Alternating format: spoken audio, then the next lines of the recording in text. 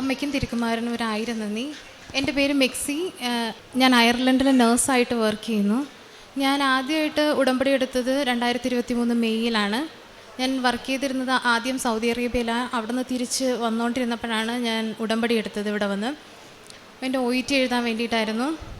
ആദ്യത്തെ OET ഞാൻ എഴുതി, പക്ഷേ എനിക്കത് കിട്ടിയില്ല. ഞാൻ മാതാവിനോടൊന്ന് പ്രാർത്ഥിച്ചിരുന്നു, എനിക്ക് UK പോകണ്ട, വേറെ എവിടെയെങ്കിലും മാതാവിന് ഇഷ്ടമുള്ളൊരു സ്ഥലം എനിക്ക് മാതാവ് കാണിച്ചു തന്ന് എനിക്ക് അങ്ങോട്ടേക്ക് പോകാനായിട്ട് അമ്മ മാതാവ് എനിക്ക് സഹായിക്കണം എന്ന് പറഞ്ഞിരുന്നു. അതുപോലെ രണ്ടാമത്തെ പ്രാവശ്യം ഞാൻ OET മാതാവിൻ്റെ കാശുരൂപം വെച്ചാണ് എഴുതിയത്. ആദ്യത്തെ പ്രാവശ്യം അവരെന്നെ കയറ്റി വിട്ടില്ലായിരുന്നു കാശുരൂപം. രണ്ടാമത്തെ പ്രാവശ്യം കാശുരൂപം വെച്ചാണ് ഞാൻ OET എക്സാം എഴുതിയത്. എനിക്ക് എല്ലാ മൊഡ്യൂളും പാടായിരുന്നു, പക്ഷേ എന്നാലും എനിക്ക് അയർലൻഡ് സ്കോർ തന്നി മാതാവ് എന്നെ അനുഗ്രഹിച്ചു. അങ്ങനെ അപ്പോൾ മാതാവ് എനിക്കൊരു തോന്നലുണ്ടായി, മാതാവ് എനിക്ക് ഉറപ്പായിട്ടും എന്നെ അയർലൻഡിലോട്ട് വിടാനായിരിക്കും ഇഷ്ടം എന്ന് കരുതി ഞാൻ അയർലൻഡിലേക്കുള്ള പ്രോസസ്സിങ് സ്റ്റാർട്ട് ചെയ്തു. പിന്നെ DL കിട്ടിയത് പിറ്റേ വർഷം ഫെബ്രുവരിയിലായിരുന്നു. പിന്നെ അത് കഴിഞ്ഞിട്ട് കുറേ എക്സാമും ഇൻ്റർവ്യൂസൊക്കെ അറ്റൻഡ് ചെയ്തു തുടങ്ങി. പക്ഷെ ഒന്നും എനിക്ക് കിട്ടിയില്ല.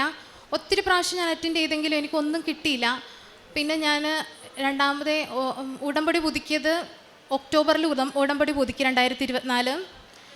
10 ദിവസത്തിനുള്ളിലാണ് എനിക്ക് ഇൻ്റർവ്യൂ ശരിയായി വന്നത്. അത്രയും ദിവസം ഇൻ്റർവ്യൂ ഉണ്ടായിരുന്നില്ല. അന്ന് എനിക്ക് പിന്നെ ഒക്ടോബറിൽ എനിക്ക് ഇൻ്റർവ്യൂ ഒക്ടോബർ 24 ഞാൻ ഉടമ്പടി പുതുക്കി. 10 ദിവസത്തിനുള്ളിൽ എനിക്ക് ഇൻ്റർവ്യൂ കിട്ടി. കൊച്ചിയിൽ വെച്ചായിരുന്നു ഇൻ്റർവ്യൂ. ആ ഇൻ്റർവ്യൂ എനിക്കത് കിട്ടി. പിന്നെ എനിക്കെല്ലാം വളരെ പെട്ടെന്നായിരുന്നു. ഡിസംബറിൽ ഞാൻ ആപ്റ്റിറ്റ്യൂഡ് പഠിക്കാൻ പോയി. ജാനുവരിയിൽ എൻ്റെ അനിയത്തിയുടെ കല്യാണം നടന്നു. ഞാനിതെല്ലാം ഉടമ്പടിയിൽ വെച്ചിരുന്ന കാര്യങ്ങളാണ്. അങ്ങനെ ഞാൻ ഫെബ്രുവരി ആദ്യം അയർലൻഡിലെത്തി ആപ്റ്റിറ്റ്യൂഡ് എക്സാം എഴുതി. അതെനിക്ക് ഭയങ്കര പാടായിരുന്നു. 14 സ്റ്റേഷൻ ഉണ്ടായിരുന്നു. ആ 14 സ്റ്റേഷന് ഞാൻ എങ്ങനെ എഴുതുമോ എനിക്കൊന്നും അറിയത്തില്ലായിരുന്നു. ഭയങ്കര ടെൻഷനായിട്ട് ഞാൻ എക്സാം എഴുതിയതായിരുന്നു. അത് നമ്മൾ ഇതുവരെ അങ്ങനെ ഒരു എക്സാം നമ്മൾ ഇതുവരെ അറ്റൻഡ് ചെയ്തിട്ടില്ല. അതുപോലത്തെ ഒരു എക്സാം ആയിരുന്നു. പക്ഷേ എന്തോ മാതാവ് എൻ്റെ ബർത്ത്ഡേയും കൂടി ആയിരുന്നു എൻ്റെ റിസൾട്ട് വരുന്ന ദിവസം. മാതാവ് എനിക്ക് എൻ്റെ ബർത്ത്ഡേ ഗിഫ്റ്റായിട്ട് എനിക്ക് അന്ന് ആപ്റ്റിറ്റ്യൂഡിൻ്റെ ഫസ്റ്റ് ട്രയലിൽ തന്നെ എനിക്കത് കിട്ടി. എൻ്റെ കൂടെ ഒത്തിരി പേർക്ക് കിട്ടാതെയൊക്കെ ഉണ്ടായിരുന്നു. എന്നാലും മാതാവ് ഞാൻ ഒരുപാട് നന്ദി പറഞ്ഞു. അതിനുശേഷം ഞാൻ ഡിസംബറിൽ തന്നെ എൻ്റെ ജോലിക്ക് ഞാൻ ജോയിൻ ചെയ്തു. പിന്നെ എനിക്ക് വർക്ക് പെർമിറ്റ് കിട്ടാൻ ഒത്തിരി ഡിലേ ആയിരുന്നു. 3 മാസത്തിനുള്ളിൽ കിട്ടേണ്ട വർക്ക് പെർമിറ്റ് പിന്നെ ഫെബ്രുവരിയിൽ ജോയിൻ ചെയ്തെങ്കിലും എനിക്ക് കിട്ടിയത് ഒക്ടോബറിലായിരുന്നു. പക്ഷേ അവിടെയും മാതാവ് എന്നെ കരുതിയിരുന്നു. കാരണം എനിക്ക് മുമ്പ് വന്നവർക്കും എനിക്ക് ശേഷം വന്നവർക്കും എനിക്ക് വർക്ക് പെർമിറ്റ് ഇതുവരെ കിട്ടിയിട്ടില്ല. എന്നാലും എനിക്ക് മാതാവ് ഉറപ്പായിട്ടും ഒക്ടോബർ മാസം വീണ്ടും മാതാവ് എന്നെ അനുഗ്രഹിച്ചു. എനിക്കത് കിട്ടി. അതിനുശേഷം നവംബറിൽ ഞാൻ നാട്ടിൽ വന്നു. പക്ഷേ എനിക്കന്ന് സാക്ഷ്യം പറയാൻ സാധിച്ചില്ല. പിന്നെ ഞാൻ തിരിച്ചുപോയി. പിന്നെ അവിടെ ചെന്ന് കഴിഞ്ഞപ്പോഴും എനിക്ക് വല്ലാത്തൊരു വിഷമം. ഞാൻ ഇതുവരെ പറഞ്ഞില്ലല്ലോ. എനിക്ക് എന്തെങ്കിലും ഒരു പ്രശ്നം വരുമ്പോഴും എൻ്റെ മനസ്സിൽ തോന്നിക്കൊണ്ടിരുന്നത് ഞാൻ സാക്ഷ്യം പറഞ്ഞില്ല, അതുകൊണ്ടായിരിക്കും എനിക്ക് ഇങ്ങനെ വരുന്നത് എന്നുള്ളൊരു തോന്നലായിരുന്നു എനിക്ക്. പിന്നെ പെട്ടെന്ന് തന്നെ എനിക്ക് ലീവ് കിട്ടി 4 മാസത്തിനുള്ളിൽ. എല്ലാവരും പറയുമായിരുന്നു, എന്താ പെട്ടെന്ന് പോകുന്നത് തിരിച്ച്, വീണ്ടും എന്തുകൊണ്ടാണ് നാട്ടിലോട്ട് പോകുന്നത് എന്നൊക്കെ ചോദിച്ചു. ഈ യുദ്ധത്തിൻ്റെ ഇടയിലും ഞാൻ കരുതി എനിക്കിവിടെ വന്ന് സാക്ഷ്യം പറയണം, എന്നാലേ എനിക്കൊരു സമാധാനം ഉണ്ടാവുള്ളൂ എന്ന് കരുതി ഞാൻ ഈ യുദ്ധത്തിൻ്റെ ഇടയിൽ ഞാൻ ഇവിടെ വന്ന് സാക്ഷ്യം പറയാനായിട്ടെത്തി. പിന്നെ ഞാൻ ഒത്തിരി എന്നെ സഹായിച്ചു എന്ന് പറഞ്ഞാൽ മാതാവ് ഒത്തിരി കാര്യങ്ങളാണ് എന്നെ സഹായിക്കുന്നത്. ഞാൻ ദിവസവും ഡ്യൂട്ടിക്ക് പോകുമ്പോൾ ഒരു മണിക്കൂറെങ്കിലും മുട്ടുമേൽ നിന്ന് പ്രാർത്ഥിച്ചിട്ട് ഞാൻ ഡ്യൂട്ടിക്ക് പോകത്തുള്ളൂ. വലിയ ടെൻഷനുള്ള ജോലിയാണോ എന്ന് ചോദിച്ചാൽ ഉണ്ട്. പക്ഷേ എന്നാലും മാതാവിൻ്റെ മുമ്പിൽ മുട്ടുകുത്തി 1 മണിക്കൂർ നേരം നിന്ന് പ്രാർത്ഥിച്ചിട്ടേ ഞാൻ പോവാറുള്ളൂ. ബൈബിള് ഒത്തിരി നേരം വായിക്കും. പിന്നെ ഓഫ് കിട്ടുന്ന ദിവസങ്ങളിലെല്ലാം കുർബാനയ്ക്ക് പോവും. ഓഫ് കിട്ടുന്ന ദിവസങ്ങളിലല്ല, നൈറ്റുള്ള ദിവസങ്ങളിൽ ഞാൻ കുർബാനയ്ക്ക് പോയി കുർബാന കൂടിയിട്ട് ഒരു സമാധാനം ഉണ്ടാകാറുള്ളൂ.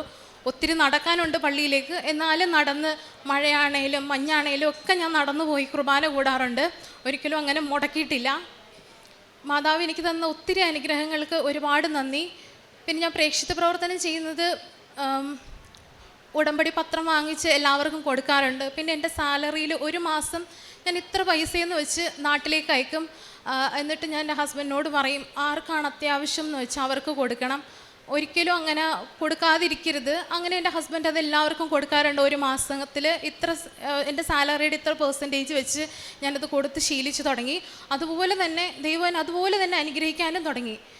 നമ്മൾ ഒത്തിരി കാര്യങ്ങളിൽ മാതാവ് ഒത്തിരി അനുഗ്രഹിച്ചു. അതിനെല്ലാത്തിനും മാതാവിനും ദൈവകുമാരനും ഒരുപാട് നന്ദി. വിശുദ്ധ പൗലോസ്ലീഹ റോമാക്കാർക്ക് എഴുതിയ ലേഖനം 8-ാം അധ്യായം മുൻപ് 39-ാം തിരുവചനം. ഉയരത്തിനോ ആഴത്തിനോ മറ്റേതെങ്കിലും സൃഷ്ടിക്കോ നമ്മുടെ കർത്താവായ യേശുക്രിസ്തുവിലൂടെയുള്ള സ്നേഹത്തിൽ നിന്ന് നമ്മെ വേർപെടുത്താൻ കഴിയുകയില്ലെന്ന് എനിക്ക് ഉറപ്പുണ്ട്. മെക്സി എന്ന ഈ മകളുടെ പ്രത്യക്ഷീകരണ സാക്ഷ്യത്തിൽ നിന്ന് വിശുദ്ധ പൗലോസ്ലീഹയുടെ വാക്കുകൾ തന്നെ നമ്മെ ഓർമ്മിപ്പിക്കുകയാണ്. വിശുദ്ധ പൗലോസ്ലീഹ പറയുന്നു, ഉയരത്തിനോ ആഴത്തിനോ നഗ്നതയ്ക്കോ കഷ്ടപ്പാടുകൾക്കോ ഒന്നിനും തന്നെ ദൈവസ്നേഹത്തിൽ നിന്ന്, ക്രിസ്തുവിൻ്റെ സ്നേഹത്തിൽ നിന്ന് എന്നെ അകറ്റി നിർത്തുവാൻ സാധിക്കുകയില്ല എന്നുള്ള ഒരു വലിയ വെല്ലുവിളി അദ്ദേഹം വിശുദ്ധ പൗലോസ്ലീഹ നമ്മുടെ മുൻപിൽ വയ്ക്കുകയാണ്. അത് ദൈവസ്നേഹം അനുഭവിച്ചതുകൊണ്ടാണ് മറ്റൊന്നും തന്നെ എന്തു തന്നെ എനിക്ക് വന്നാലും എന്നെ ആരും തന്നെ ഒരു തടസ്സം എനിക്കുണ്ടാകില്ല. ഞാൻ ദൈവത്തെ സ്നേഹിക്കുന്നത് കഴിഞ്ഞിട്ടേ എൻ്റെ മറ്റുള്ള പ്രവൃത്തികൾക്ക് ഞാൻ മുൻതൂക്കം കൊടുക്കുകയുള്ളൂ എന്ന് മെക്സി ഉടമ്പടി ജീവിതത്തിൻ്റെ ഒരു സ്വഭാവമാക്കിയ അവസ്ഥയിൽ നിന്ന് ഏറ്റുപറയുകയാണ്. അയർലൻഡിൽ നിന്ന് ഉടമ്പടി പ്രത്യക്ഷീകരണ സാക്ഷ്യം പറയാൻ വേണ്ടി മാത്രമാണ് ഈ മകൾ അവധിക്കായി ഇവിടെ വന്നപ്പോൾ ഇവിടേക്ക് ആദ്യമായി ഓടി വന്നത്.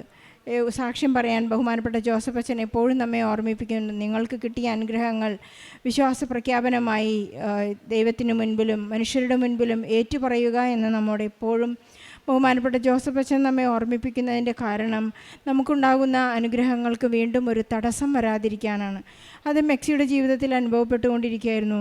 എവിടെയൊക്കെയോ എനിക്ക് ഇനിയും ദൈവത്തെ സ്നേഹിക്കുന്നതിൽ നിന്ന് എന്നെ എന്തെയോ തടസ്സപ്പെടുത്തുന്നുണ്ടെന്ന് തോന്നിയ ആ നിമിഷം തന്നെ മെക്സി ടിക്കറ്റ് എടുത്തുകൊണ്ട് ഇവിടേക്ക് ഓടി വരികയായിരുന്നു.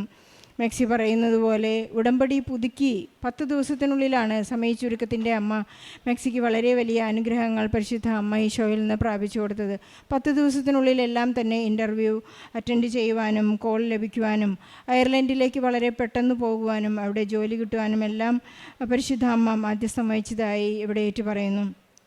പരിശുദ്ധ അമ്മയിൽ നിന്നൊരു ബർത്ത്ഡേ ഗിഫ്റ്റായിട്ട് മകൾക്ക് ലഭിച്ച ഒരു വലിയ ജോലിക്ക് പ്രതിസമ്മാനമായി ഈശോയ്ക്ക് എപ്പോഴും തനിക്ക് ലഭിക്കുന്ന ആ ശമ്പളത്തിൽ നിന്ന് ഒരു നല്ല ശതമാനം നാട്ടിലേക്ക് അയച്ചു കൊടുത്ത് ഈശോയെ സ്നേഹിക്കുവാൻ, അവിടുത്തെ സ്നേഹിക്കുക എന്ന് വെച്ചാൽ അവിടുത്തെ ദാഹിക്കുമ്പോഴും വിശക്കുമ്പോഴും അവിടുത്തെ നഗ്നനായി കാണുമ്പോഴും പ്രവാസിയായി കാണുമ്പോഴും എല്ലാം ഈശോയെ കണ്ടുകൊണ്ട് തന്നെ സ്നേഹിക്കുവാൻ ആ ഓർമ്മ എപ്പോഴും നിലനിൽക്കുന്നതിൻ്റെ ഒരു സാക്ഷ്യമാണിത്. എൻ്റെ ആവശ്യത്തിൽ എന്നെ എല്ലാവരും കൈവിട്ടപ്പോൾ എന്നെ സ്നേഹിക്കാൻ ദൈവം മാത്രമേ ഉണ്ടായുള്ളൂ, പരിശുദ്ധ അമ്മ മാത്രമേ എൻ്റെ കൂടെ നിന്നുള്ളൂ എന്നുള്ളൊരു വലിയ വിശ്വാസ പ്രഖ്യാപനമാണ് ഇന്ന് മെക്സി നടത്തുന്നത്. ഒരു യുദ്ധത്തിനിടയിൽ പോലും ഈ മകൾക്ക് ഇങ്ങോട്ട് വരാനുള്ള ഒരു ധൈര്യം, ആത്മവിശ്വാസം, ആത്മീയ അധികാരമെല്ലാം ലഭിക്കുന്നത് ഉടമ്പടിയിലൂടെയാണെന്ന് നമുക്ക് കൃത്യമായി മനസ്സിലാക്കാൻ സാധിക്കും. നമ്മുടെ എല്ലാ ജീവിത സാഹചര്യങ്ങളിലുമുള്ള തടസ്സങ്ങളെയും പരിശുദ്ധ അമ്മയ്ക്ക് സമർപ്പിക്കാം. സമയ ചുരുക്കത്തിൻ്റെ അമ്മ നമുക്ക് യാതൊരു യോഗ്യതകളില്ലെങ്കിൽ തന്നെയായാലും അമ്മ നമുക്ക് വേണ്ടി ഈശോയിൽ നിന്ന് കൃപ പ്രാപിച്ചു തരുമെന്ന് ഈ സാക്ഷ്യത്തിൽ നമുക്ക് മനസ്സിലാക്കിക്കൊണ്ട് നമ്മുടെ എല്ലാ സങ്കടങ്ങളെയും ഈ സാക്ഷ്യത്തോട് ചേർത്ത് വെച്ച് പ്രാർത്ഥിച്ചുകൊണ്ട് ഈശോയ്ക്കും പരിശുദ്ധ അമ്മയ്ക്കും നല്ല ഒരു കൈയടി നൽകി സാക്ഷ്യം നമുക്ക് സമർപ്പിക്കാം. അത്യപൂർവ ദൈവാനുഭവങ്ങൾ ഇനി നിങ്ങൾക്കും സ്വന്തം. ഈ യൂട്യൂബ് ചാനൽ ഇതുവരെ സബ്സ്ക്രൈബ് ചെയ്തിട്ടില്ലെങ്കിൽ ഇപ്പോൾ തന്നെ സബ്സ്ക്രൈബ് ചെയ്യുക. ഈ വീഡിയോ ഇപ്പോൾ തന്നെ നിങ്ങളുടെ സുഹൃത്തുക്കൾക്ക് ഷെയർ ചെയ്തുകൊണ്ട് കർത്താവിൻ്റെ പ്രേക്ഷിതരാകുക.